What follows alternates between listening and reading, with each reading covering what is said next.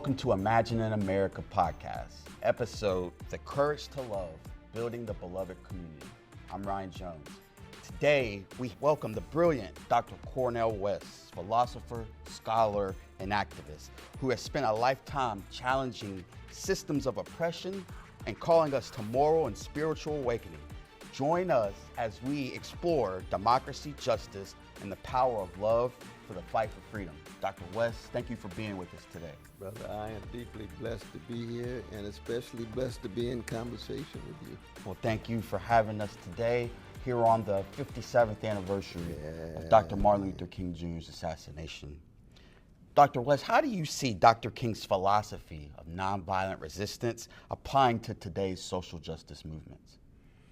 Well, I think in so many ways it's more relevant than ever, but you see, I see King within a larger backdrop. I see him as a wave in an ocean, an extension of a tradition of a great black people who've been so hated for 400 years and taught the world so much about love, been terrorized and teach the world so much about freedom, and be traumatized and teach the world so much about healing. So when I see him, I see Alberta, his mama, I see Daddy King, his father, I see Benjamin Elijah Mays, his teacher, president of Morehouse. I see his brother, A.D. Dixon. I see his sister. I see him as part of family, community, tradition that unleashes him out into the world. And then he just aspires to the height like a John Coltrane Love Supreme, man. He's a love warrior of the highest level. But he comes out of a people who have mustered the courage to love in the face of this institutionalized hatred of white supremacy. When you think of his philosophy of nonviolence and the demonstrations and protests of the era of the 60s, how can we today in our political and social justice movements apply the beloved community into what it is that's going on in our country now? See, I think one of the crucial things about Martin King was, and one of the crucial things about the genius of black people at our best, is that we understand you got to start with courage. You see, God can't use cowards. You can't love if you're a coward. King himself used to say, as well as Gandhi, that he actually would rather see courageous people using violent means than cowardly people. Now, he's nonviolent. He's against forms of violence, but it's motivated by love, and love breaks the back of fear because it is courageous. And in our time, we got too much cowardliness, we got too much conformity, we've got too much complacency. We don't have enough courage. And once you accent courage in relation to love, there's a good chance you're going to go toward nonviolence. But there's going to be a number of folk, you know, who still believe in just war, for example, who will still manifest their love in a way that King himself would disagree with. But it would be rooted in the courage and love. More than anything else, brother, we got a spiritual sickness in the country. And it is organized greed, weaponized hatred, and too much cowardliness. People don't want to straighten their backs up and fight. And we're gonna lose. We're gonna lose much, if not everything, if we don't gain our courage to love, and courage to think critically, and courage to hope. So that courage, that moral courage, how does that play into activism, and how do we cultivate it for this next generation ahead? Ooh, that's a crucial question. See, I think the only way you really teach courage is to exemplify it. People rather see sermons than hear them. And what you had Martin King and Diane Nash and James Lawson, and we can go on and on, John Lewis and Ella Baker and Fannie Lou Hamer, we just got to pause. Because she got a level of courage that we don't have a language for. Because Mississippi is, you know, a special place, man. Sure. Memphis kind of like northern Mississippi, Chicago, northern Mississippi. And that's not fair because Tennessee got its own autonomy and so does Illinois. But Mississippi produces these blues peoples with these blues sensibilities for the whole world, and then moves into other places. And those places are those in which you confront the catastrophe honestly, but never allowed to have the last word. And what are the last words? Courage, compassion, but also, as we heard tonight with the music, style, smile. That's the best of black people. Yes, sir. Oh, yes. Today, what are the biggest challenges facing democracy, and how can citizens take proper action to prevent that from happening? Well, I mean, when you have such spiritual decay, that takes the form of being callous toward others, being indifferent toward the suffering of others. Rabbi Heschel used to say, who marched right with Martin in Selma, indifference to evil is more insidious than evil itself. We got a whole culture of indifference. To see other people suffering, turn their back. See other people catching hell, keep on moving. You got to shatter indifference. The opposite of love is really not hate, but indifference. Because if you hate, you're still on fire. You just got the wrong fire. You love, you really on fire, but it's the right fire. You indifferent, you're cold and chilly. It's like Dante's Inferno. Remember, the devil is what?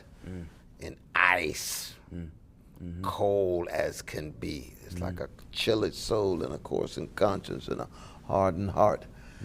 And we need examples, especially for young people, to convince them, like Martin, that life is about mastering the courage to love and think critically and to hope, and most importantly, trying to get them to shatter very narrow conceptions of success. You see, too often the culture tells young people to be human at the highest level is to be successful with big money, living large in some mansion in some vanilla suburb. They figure that's the height of living. It's not true. It's not true. There's no, you can have that and still have no joy. You see, joy is the fruit of love. But love is something that you got to cultivate. You got to work at it. And when you learn how to love folk in a political way, then you learn how to fight just like these magnificent folk in this historic museum. I want to salute you. I want to salute Brother Russ and the others. You all have done a magnificent job keeping this legacy alive in this museum. I can't wait to see the other side. What is it? You're taking it to 2005? From 2000 up to the present. Up to the present? Yes, sir. We'll That's right, all at 2025. Huh? Yes, sir. Absolutely. With another building?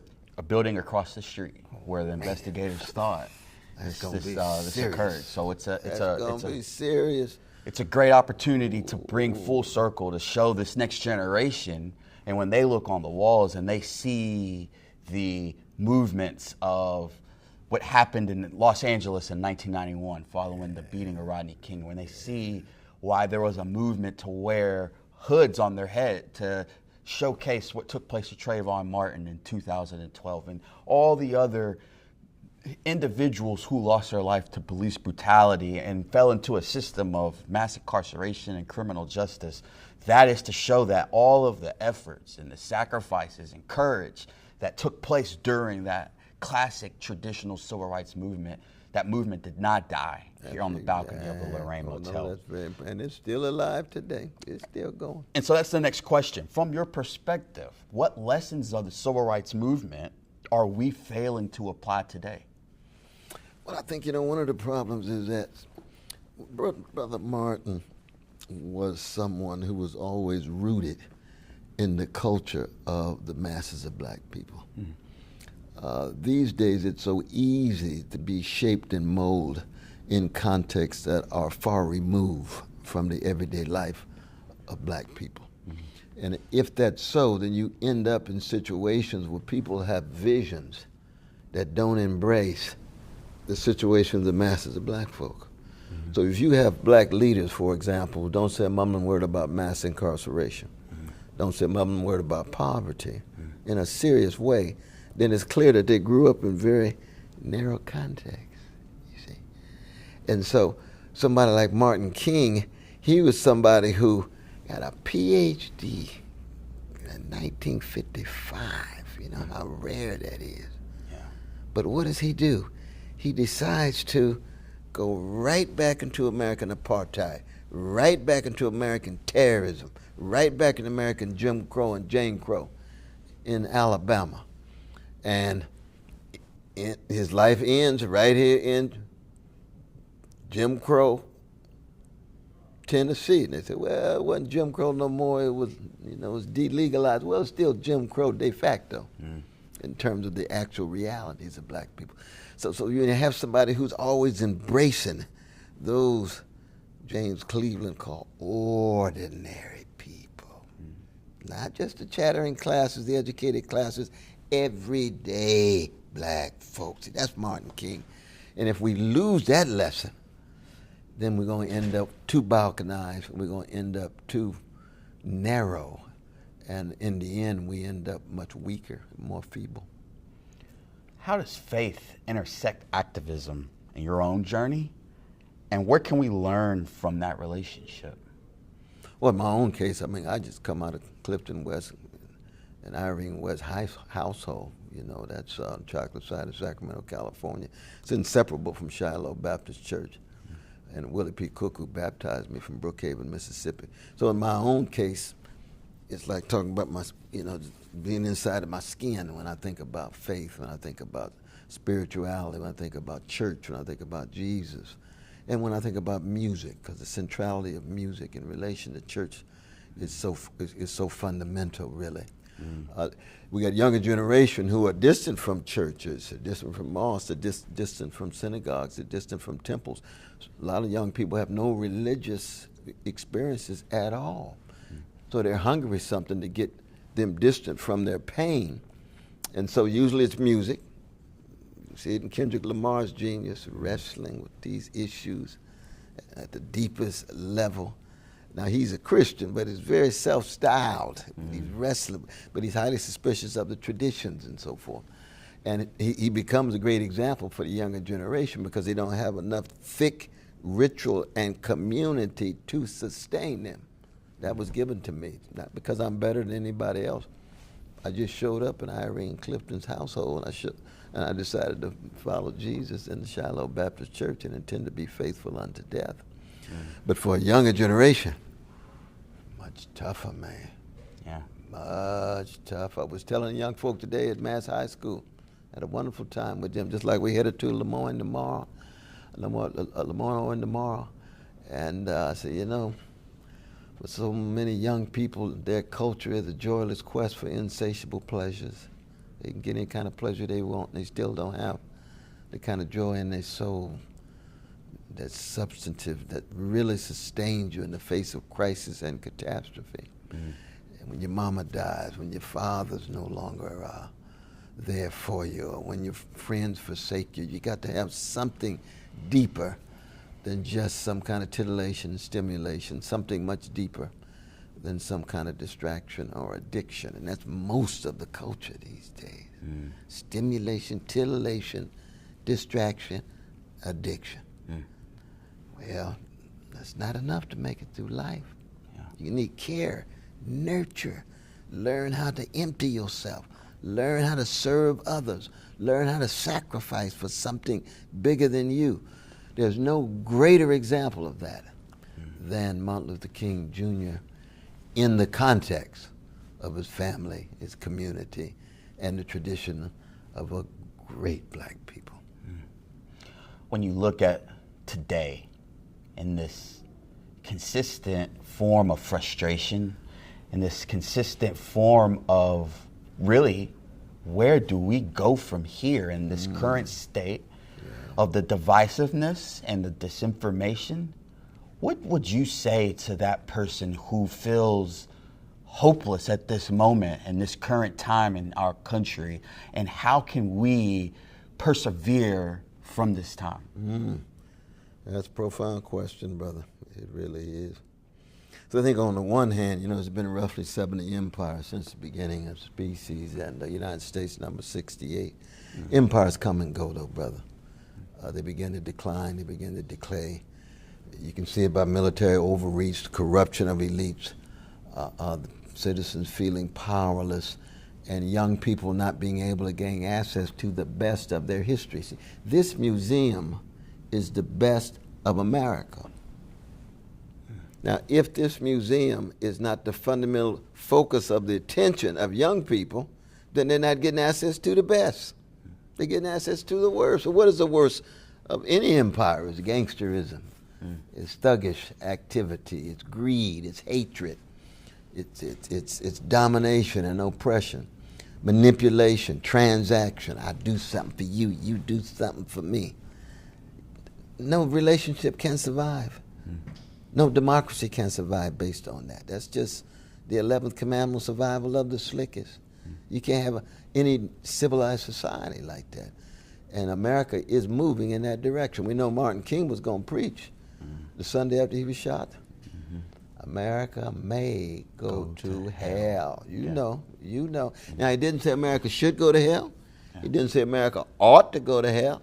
He said America may go to hell because every empire, when it's dominated more and more with the greed and the hatred and the cowardliness and the narrow individualism with no sense of community and so on, it slides down the slippery slope to chaos.